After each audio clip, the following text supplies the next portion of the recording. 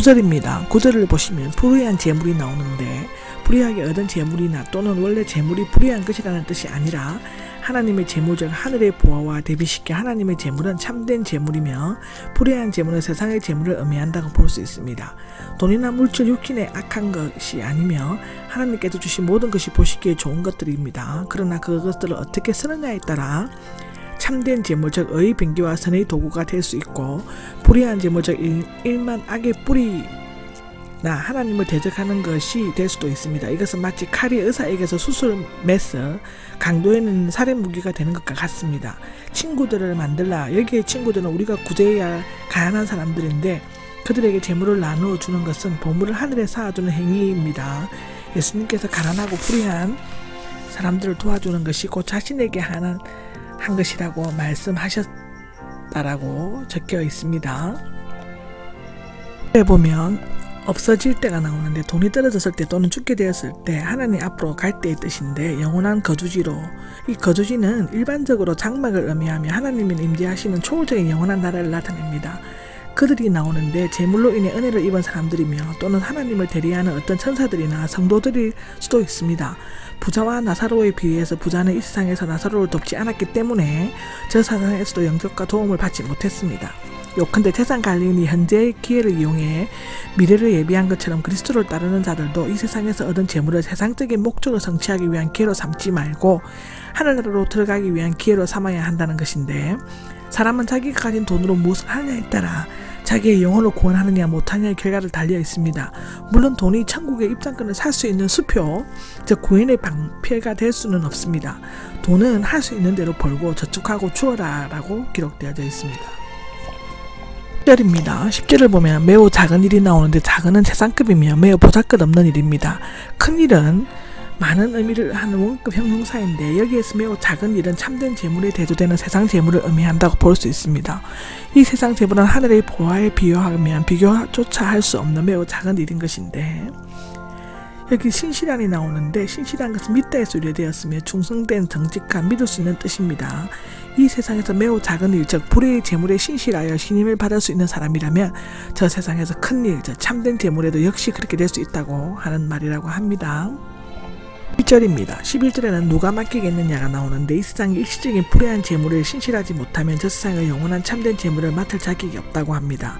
목사나 성도가 돈을 잘못 사용함으로써 마귀의 덫에 걸려 넘어지는 것보다 더 비참하고 서글픈 일은 없는 것이죠. 12절입니다. 남은 것, 너희 몫이 나오는데 남은 것은 불의의 재물 또는 매우 작은 일을 의미할 수 있습니다.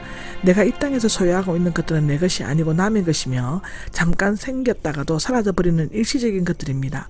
또한 남의 것은 하나님의 것을 의미할 수 있는데 우리가 이 세상에서 가지고 있는 모든 것은 우리 자신이 아닌 하나님께 속한 것입니다.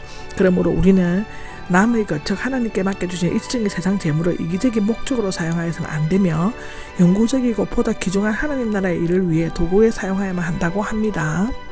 13절에 어떤 종이 나옵니다. 여기에서 주인에게 절대적인 헌신과 충성을 다해야 하는 사람을 의미하고 있습니다. 당시에는 한 주인에게는 자유함을 입었지만 다른 주인에게는 여전히 종으로 섬기는 경우가 있었다고 합니다. 사도행전 16장 16절 19절에 나옵니다. 두 주인은 똑같은 예리와 충성을 섬긴다는 것은 사실상 불가능하죠. 하나님과 재물도 역시 마찬가지라고 설명해주고 있습니다. 14절입니다. 14절에는 바리새인들은 돈을 좋아했는데가 나오죠. 바리새인들은 겉으로는 하나님을 가장 잘 섬기는 척하면서도 마음속에는 언제나 재물에 대한 탐욕으로 가득 차 있었습니다. 이미 예수님께서는 여러 가지 비유들을 통해 그들의 행동을 날카롭게 지적하셨지만 그들은 교만으로 눈과 귀가 어두워지고 막혔기 때문에 오히려 비웃음으로 응답하였다고 욥기 33장 9절, 요한복음 9장 42절, 요한계시록 3장 17절에는 기록되어져 있습니다. 15절입니다. 15절에는 스스로 어렵다고 하는 자들이 나오는데 스스로 정당화하려고 애쓰는 자들이란 뜻입니다.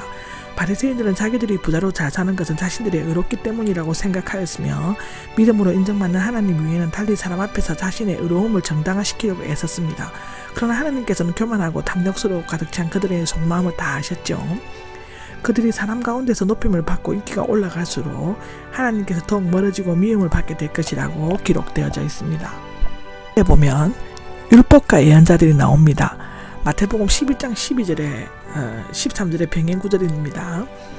예수님께서는 이 시대가 끝나고 새로운 시대가 시작되었음을 분명히 말씀하셨죠.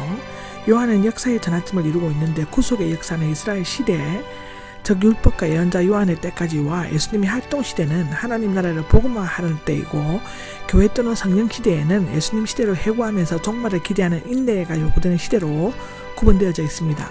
누가는 하나님의 나라의 복음이 전파되고 있었는데 하나님 나라의 복음화한다는 것이고, 하나님 나라가 복음화되어야 한다고 표현하고 있는데, 이것은 누가만의 독특한 표현입니다. 만인 구원 사상이 내포되어 있고 들어가기를 힘쓰고 있단데, 하나님 나라고 예수님의 시대에 참여하려고 온갖 희생과 위험을 무릅쓰고 억지로라도 침입해 들어가려고 한다는 뜻이라고 합니다. 예를 보면 가늠하는 것이다가 나오는데, 마태복음 5장에 마가복음 10장에 설명을 하였습니다.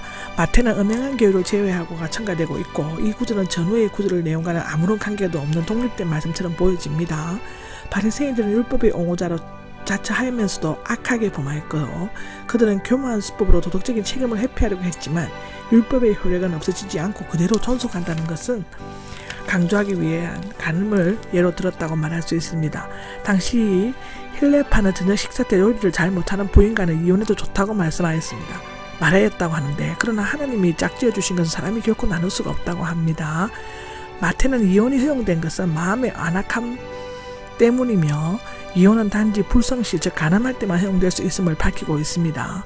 마태복음 5장 32절에 기록되어져 있습니다. 1절에서 31절까지는 누가에만 기록되어 있습니다. 어떤 인물의 이름을 밝히는 경우는 이것뿐인데, 따라서 이 이야기는 비유가 아니라 실제 이야기라고 주장하는 사람들도 많습니다. 19절에 어떤 부자가 나오죠. 탕자와 불의한 재판 관리인 경우에는 부자가 하나님을 상징했지만 여기에는 탐욕스러운 한 인간으로 묘사되고 있습니다. 사이디 격본에는 이 부자의 이름은 니누웨 또는 비나이오스로 되어 있습니다. 또는 부자를 의미하는 라틴의 디베스로도 불리기도 하는데, 자주색 옷은 자색 물고기로 얻은 값비싼 염료인다고 하는데요. 이것은 짙은보라, 홍색, 청색으로 물들인 통이 큰 겉옷으로 주로 왕족이나 귀족 부자들이 입었다고 합니다. 고운 아마포 옷은 원래 애굽이나 인도에서 난 아마로 짠 속옷이며, 아마포는 미라를 사는 데에도 사용하였다고 요한계시록 18장 12절, 19장 8절에도 나와 있습니다. 날마다 즐기면서 화스럽게 살았다가 나오는데, 날마다 잔치를 베풀면서 사치스럽고 화스러운 생활을 했음을 나타내는데, 그의 의복은 왕자의 옷, 집의 궁궐, 식사는 연회 음식과 같았으며 그의 인생은 한마디로 하나의 길고도 즐거운 잔치였습니다. 그런데 이 부자는 특별히 악인도 아니고 적극적으로 율법을 위반하지도 않았습니다. 그의 죄는 가진 것이 많으면서도 가난한 자를 돌보지 않은 것이었다고 기록되어져 있습니다. 20절이 있는데, 여기 20절에는 나사로가 나옵니다. 히브리 엘리에셀에서 비롯되었으며 하나님을 도우셨다는 뜻입니다. 당시 흔한 이름이었으며 요한복음 11장의 나사로는 아닙니다. 부자에게는 없는 이름이 가난한 나사로에게는 있는 것은 하나님의 부자가 걸릴까 보다는 가난한 거지에게 더 관심이 있는 것을 나타내 보여줍니다. 그러나 부자는 거지에게 아무런 관심이 없습니다. 삿갓의 부스럼들인데, 신약 성경에는 두 번 사용된 의학 용어이고 요한계시록 16장 2절에 나옵니다. 이것은 염증을 일으키다, 궤양이 생기다인데, 궤양은 라틴어에서 비롯되었습니다. 아마도 살갗이 붓고 진물이 나는 악성 피부병 일종이었을 것이고, 만일 문두병이었으면 따로 격리가 되었을 것입니다. 놓여져 있었다가 나오는데, 간료 완료형으로 내던져졌다의 뜻이며 마치 쓰레기처럼 내팽개쳐져 여전히 그곳에 있음을 나타냅니다.